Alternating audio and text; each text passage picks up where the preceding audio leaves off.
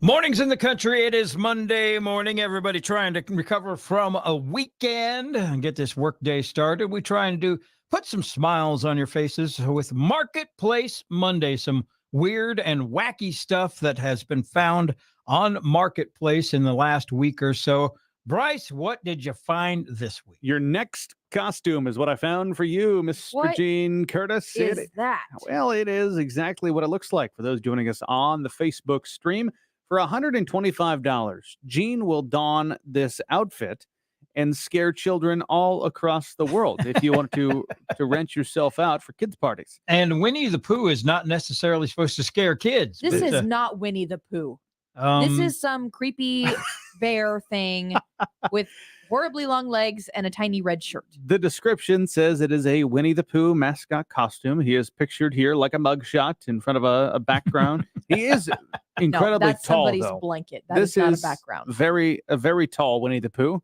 And I think you're right, Alex. This is far from the legit. Will the real Winnie please stand up? This is like the Temu version or Temu or however you say that.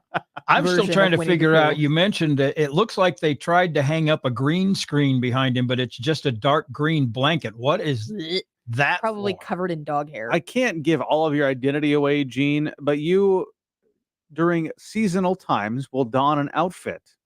And yes, I will. So do you think you should expand your offering beyond just the winter months to outside of the holiday season? Yes. I should go around as Winnie the Pooh? It's an option. I don't want to be the Pooh. He's gonna get thrown in jail for creeping out. I've never quite understood that. Why is he the Pooh? That's not necessarily a compliment. Fair. All right, next up. Gene, what are we looking at? It's just a display. Of course, oh goodness, I don't know how long ago it was. So were the Snap into the Slim Jim commercials still a thing when you guys were kids? I don't know what you're speaking of. It's a statuette, I guess, a display model of Macho Man Randy Savage, who was a very, very, very famous professional wrestler who had a very distinctive way of speaking.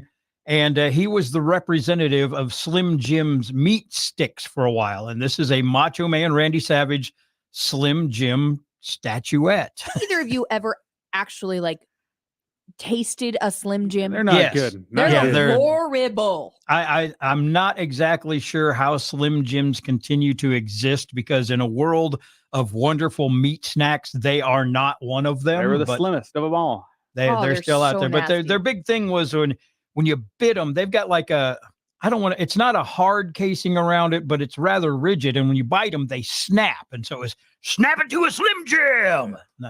Wow. You're like the unofficial spokesperson right now. If they want to pay me, I'll take it. Unofficial for a reason. Unofficial. We've got one more Marketplace Monday find, but we'll do that one on Facebook.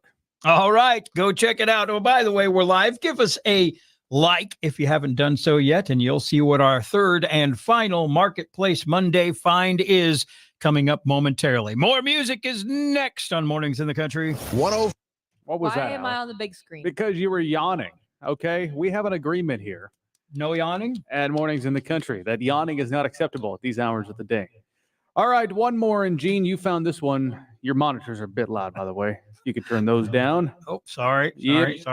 Old deaf man here. Sorry. We're looking at a vintage Armadillo purse, a rare find. It has arms. Well, I think it's actually made out of armadillo. I did a little research on this, and I don't know how rare these are, but there was a guy from Austin, Texas, that he would go out and hunt armadillos. And this was 100 years ago. And he would hunt armadillos and he would make these. And I guess they've become somewhat of a collector's item. How do you hunt armadillo? I'm guessing with a gun.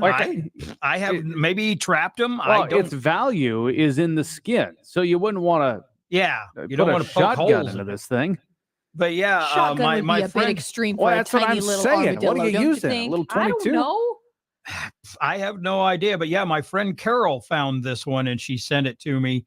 And lordy, I guess this was a thing, and they are a collector's item if the price $350 looks a little steep. No, that's pretty normal. I was pricing them out on not just Marketplace, but Etsy and places like that. And that's a pretty average price for these. I'm goofy so things. glad that now you're going to get sponsored ads for this rare armadillo purse.